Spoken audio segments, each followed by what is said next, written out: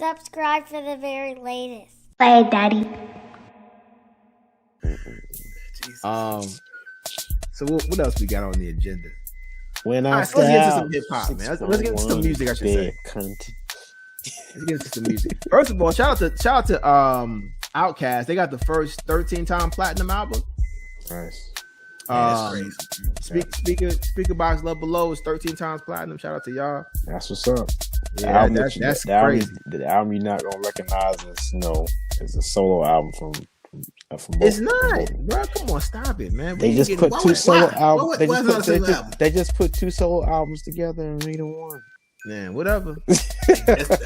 Hey, I'm with you, Trent. That's two solos together. I mean, hey, bro, listen, it's not a hip hop album from Stax. Because he ain't rapping on it. Okay, you think Stax will ever just put out an album him just straight rapping? You know how he feels about that. Hey, listen, that's a pop album. That's a pop album. Y'all know that. Stop playing. You know how he feels about that. He's gonna always say that. He's not gonna give Lauryn Hill her credit due either, because that's not a hip hop album in his book either. It's not. It's a mixture. It's a mixture, but it's not a hip hop album. It's a. So wait a minute. So but you get on the what's his name? The old dude from Little Brother. Fonte. But he can sing too. Yeah, but Fonte's put out Big Brother albums. Right. Dre has put out Outkast albums.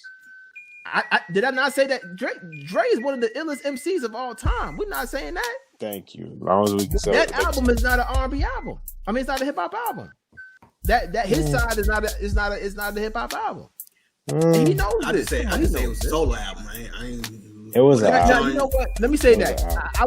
You have an argument for it to be in a solo album because a double CD is considered two albums, right? Yeah. So, I give you that. But it's, he still hasn't produced a hip hop album, something that would be considered up to. But hey, Outkast is good enough. It's good enough for the, I ain't going. I like that. Yeah.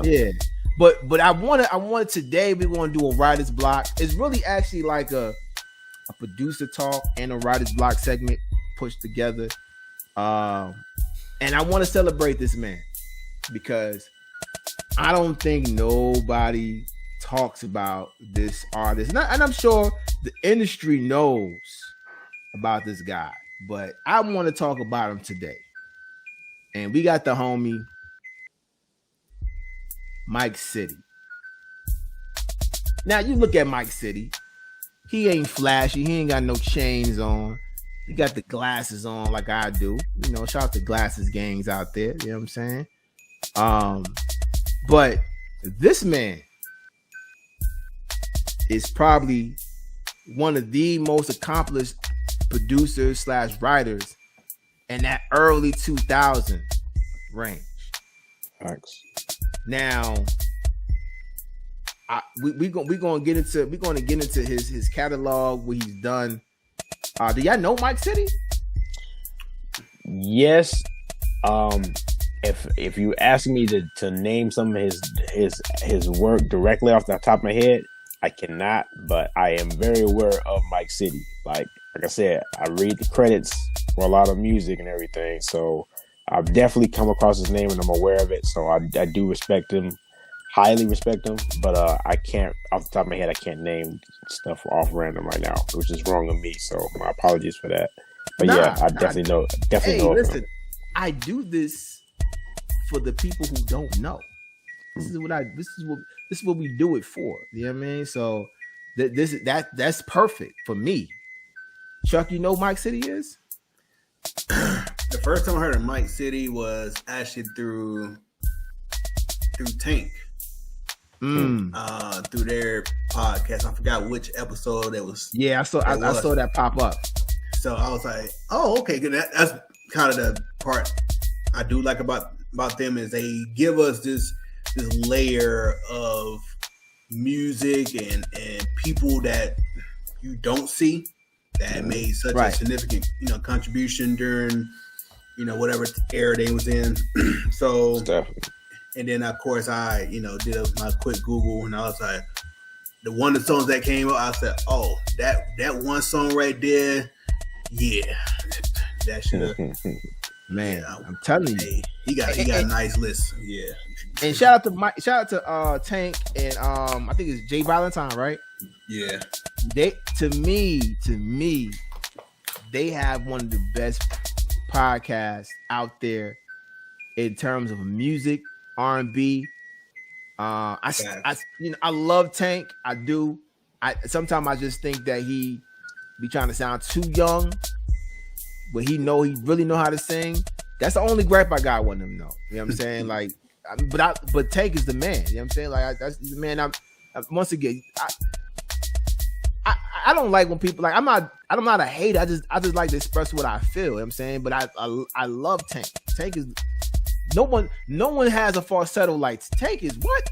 Tank is gifted. Bro, Tank is the man, bro. Tank is gifted. That right. Some of the musicality and instrumentally,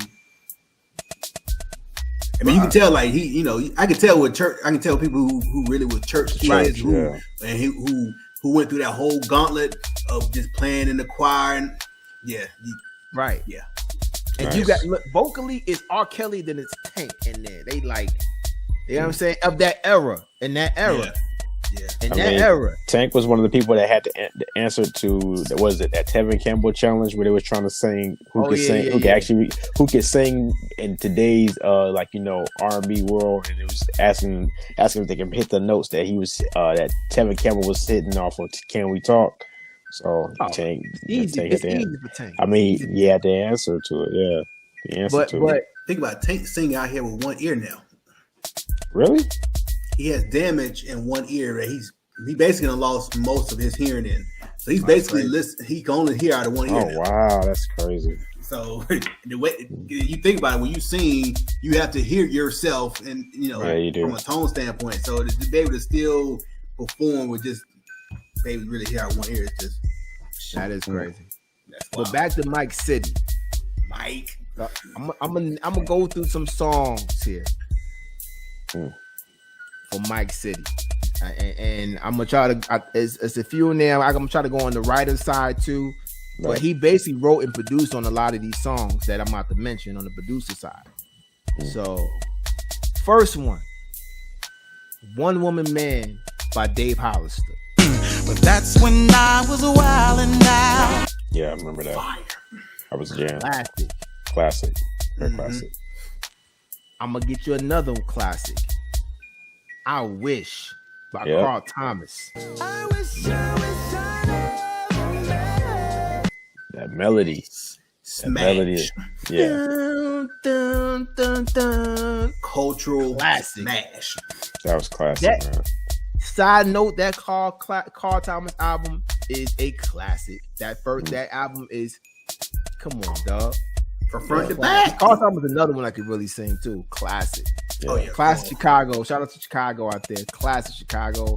He's like that's a phenomenal album. "Full Moon" by Brandy. I ain't even gonna fly. I ain't even gonna lie. Oh wow, he wrote. I didn't know he wrote that. I know he getting a check. Still, I thought. producer So wait a minute. Is he a part of Rodney Jerkins' team of writers and producers? No. Really? Nope. Dang. Mike City wrote and produced that song. What? Because that was when she was working with produced that song. Dang, that's what's up. Okay, that's what's up. She was working with Rodney Jerkins at the time too. "I Wish" Carl Thomas and Mike City wrote that song. From what I can see, because I think his last name is Flowers. I think it is. So yeah, I think he wrote and produced that one. All right, moving along through this list. "She's All I Got" by Jimmy Cozier. I wanna tell y'all about my old lady. Yeah. Banger. Come Classic. on, son. He wrote and produced that one. Classic.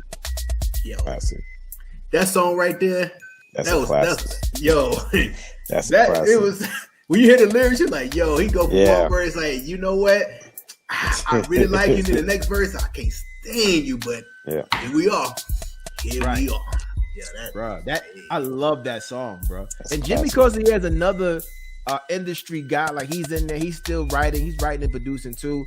I think he writes. He writes more. But yeah, he's that guy too. He faded into the background, doing things out there. I think he's a part of that original roster of J Records.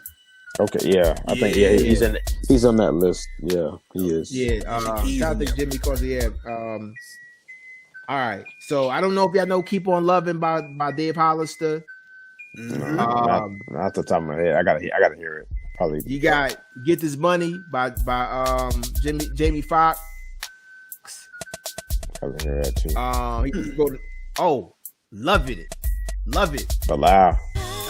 When I look at you, what I see is my future wife to be. But loud. Man. Wow. That's a jam too. Love it, bruh. That's my That's a joint. Hey, but that's another one. Bilal. Yeah. Loud's on point, yeah. Different breed. But I heard Definitely. Bilal's doing like opera now. I think he's like on the opera I can see side. it. I heard. I can see it. Mike City wrote and produced that song. That's what's up. Come on, you know. I don't know too many people that write for Bilal. Nah. I don't know. I don't know. It could be a lot, but I don't know too many people that wrote the full song and produced the full song. And Mike City can sing, by the way. He can sing. He can sing. So, but yeah, love it. Y'all know. If y'all know real R&B, y'all know that song. Yeah. Let's see. He wrote for Usher. He got a song called "Hottest Thing." That's off the one of Usher's biggest albums. That was it, the 8701? What is it called? Yeah, Yeah, 8701. Yeah. That's one of his more successful albums. What else we got here? We got some Lettucey song. Oh, Lettucey. yeah, he wrote for Lettucey. He got a song called "Shut Up." That song "Shut Up" off her one of my favorite Lettucey albums. What's the name of that album? Pieces of Me. That was a good album. Oh yeah. That was a good album. Now, I was shocked. One of my favorite songs, "Another Short Story" by Nate Dogg. Another short story. When he be acting bad. Yeah, I can look at your face and tell you I don't know that song. No. It's off Nate Dogg's first album. One of my favorite songs. Another Short Story. I joined. Hey, Oh yeah. Okay. Yeah. that's one of my. I was like, man, it sounded like a Mike City beat too. So yeah, him and Nate Dogg tag team on that. He wrote songs for Anthony Hamilton, Leela James. He wrote a song for Yolanda Adams, Layla Hathaway, and everybody know this song. Heard it all before. Come home late, it seems you barely beat the sun. Heard it all. John Cool. Anderson. Smash. That is the Hurt Girl national anthem. Exactly. Mike City's the man. Yes. I mean, I'm not even done. I mean, he wrote songs for Faith, LSG, Avant, Gerald Levert, Babyface, Oh wow. That's what's up. 702. What do you do for 702? It was a song called "Stringing Me Along." I remember that song. Gotta hear it. "Stringing Me Along." What did I miss anything? That's a lot of names, bro. Bro, it's a It lot. is, Bro, especially when you get I'm this, telling you, especially when you're talking about you wrote for something for Babyface. I'm like, Babyface is a writer and producer himself. man. But That was on the producer side. That was what's on the up. producer side. What else we got? Did we got anything else that the people need to know? Mike City. Now I think. I mean, he wrote. He wrote songs for John B. Layla Hathaway is how he met Sunshine Anderson. So When he was working with Layla Hathaway. But yeah, some more songs for Yolanda Adams. So he write gospel and R&B. nice. Oh, and he co-produced, he co-wrote Fast Lane by Bilal. Gotta hear it. What? Gotta hear it. Come on, Sorry, sir. gotta hear it. That fast The lane. one with the remix with Jadakiss? I gotta hear it.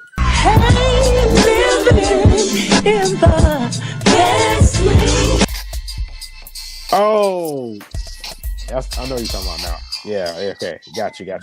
First of all, that whole album, Firstborn, Second. That's a classic album. That's a First of all, classic the title Firstborn Second is classic. The title alone, Firstborn Second.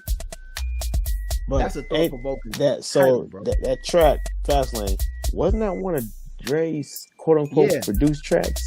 Here we go. Say, I was trying to let this go. I said, don't bring up Dre right now. Don't bring up. I remember the track. Even though Scott Storch's name is on there, we're gonna let that slide. Anyway. But yeah, man, that's I so when y'all listen to that roster of songs that Mike City has, what are y'all thoughts about Mike City? Yeah, he's definitely he's a legend, man. He's got the accolades, and he's got the he's definitely got the wins under his belt for that one. So I mean, he's had a successful career producing and writing for like a lot of great artists, and he's definitely a legend. So big shout out and kudos to Mike City for real. What you think, Chuck? Like that's an impressive list of artists, songs, the range within R&B. You know what I'm saying? And then you start bridging over the gospel. That's I mean, 'cause a lot of the songs you think these are like cultural songs. It's one thing to have like hits on top 100 or whatever, Yeah. but these songs right here, when they come on the radio or come on through your Amazon or whatever you streaming music through, you be like, you go back to an event in your head. Like, I remember when this song was hot. You know what I'm saying? Easily. So Yeah, you said Carl Thomas? Carl I wish. Dang. Man, you know what? I was like 5th grade singing this song. I'm like, bro, I don't even know what this song is about. But It's the piano. It just hits you right there with the piano. I'm like, oh man, that's classic. When I think of when I hear this roster of artists, of songs, and all these songs that he's written, I feel like the time frame is within. I'm gonna give him 4 years. Yeah, because they were like hitting like that. Yeah, I remember. Right? Yeah, I remember that time frame. Like that time frame is early 2000s. Mm-hmm. At least a good 4 years. It might be longer, but I'm going to say though it is a short amount of time. I feel like it's a short amount of time for because after that, Mike City, he's doing things, but it ain't. You know what I'm saying? It ain't as heavy as it was in that first of all them songs that he wrote. Now, it makes me understand like his success, like success period. It doesn't matter how long you did it. It's really all about how good your songs are. The quantity of what you do Very important. matters. Not the Very quality, important. not the quantity, but the quality. Sorry if I made that, I might have mixed that up. But it's the quality, not the quantity. Mm-hmm. That's why just because just because you selling records, if it ain't good, it ain't gonna matter. Because what's gonna happen is that for all you people who want to be in the industry, you're gonna get the money, but you're gonna want the respect. You're gonna want the respect. And the respect is not gonna come to you because your music's trash. Right? The respect comes from the people and your peers. But you're not going to get that because you got trash music. So basically, you just did it for yourself. You just did it for yourself. You get money, cool, but your music don't matter. It's microwave pop. Right? Microwave pop. Yeah, it's microwave. So like you put the A. It's lukewarm. We know about that. It's not good. Right. It's lukewarm. Means I gotta put it back in the microwave. Now it don't taste good. That's what it is. That's what when I hear Mike City, I just think about so many artists at this very moment who are just making a bunch of music that will not be hot, and the people can't really think about a time frame when that music meant something to them. Well, you also got to look at how are they looking at music. Like, are they? And this is my problem. Well, this is my complaint that I've been having with music coming out is that they're not taking the time to check the quality of it. They're just saying, here, let's throw it out there and see how many we can get, and just share something. It's gonna get listened to and streamed or whatever, and they're just trying to put out as much music as they can and not taking the time to, go through it and analyze it. Like they're not doing that listen test like Barry Gordy was having them to do with Motown and everything. They're not taking the time to, making sure they're putting out their best effort, and that's my part. That's been my complaint, but a lot. So yeah, it happens. It's just what it is, man. Hey, listen, all of y'all algorithm rappers, writers, producers. That's what y'all are. Y'all trick the algorithm. Algorithm writers. Yeah, man, that's what they do. They AI. Yeah, they like human AI. AI cannot function without the content that we put out there. Yeah,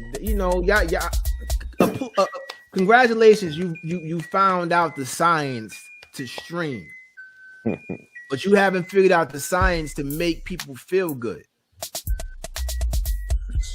Another question that is they got to ask if they care too.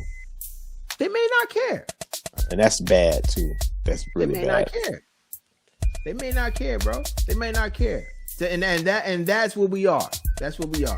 That's what makes it bad. Y'all AI producers, writers, y'all all of y'all just androids.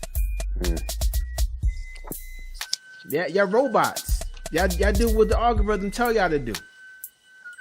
Not what you feel is good. Or you just not that. You might not just be that. You may not be good at all. You may not be that good. Right?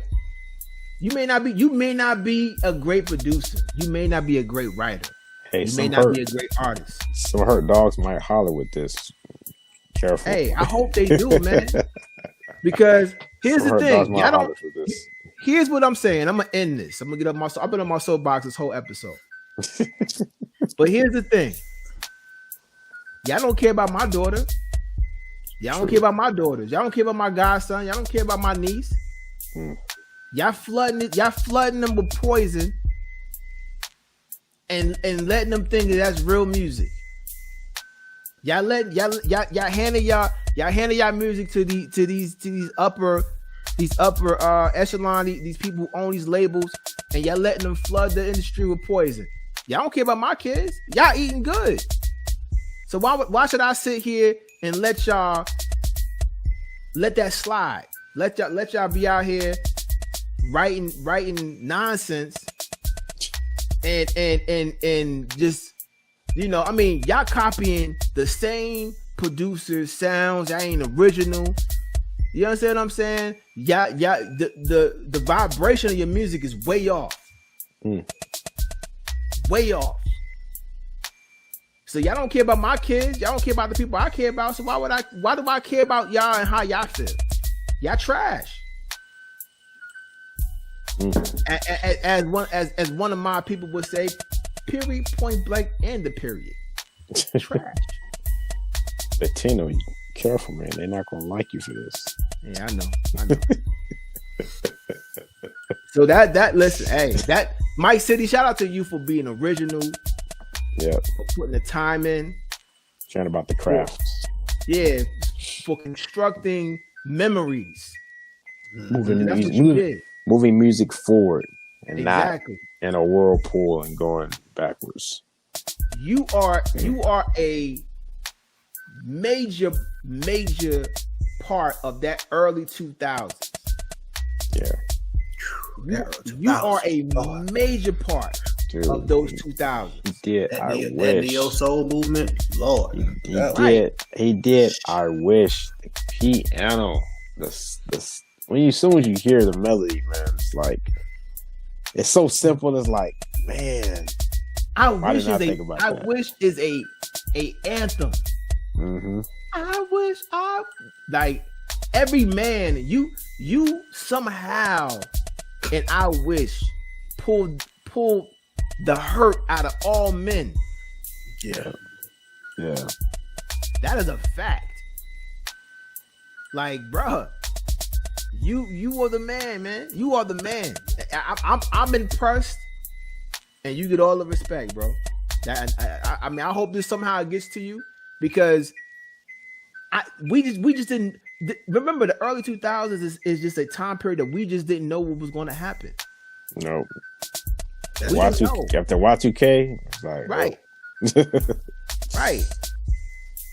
You know what I'm saying? But we still somehow we got great music, and he is a very, very important part of that early 2000s. So salute to you, my brother. But talk. You need to hold a university class or something for these whack DJs. I mean, these whack producers, so called. Anyway, I'm out. Saying they whack. I'm out. Hey, they trash, dog. Garbaggio. Huh? Garbaggio. Yeah, man. I'm saying, man. I mean, listen, man. I'm just saying, bro. It's horrible. But anyway,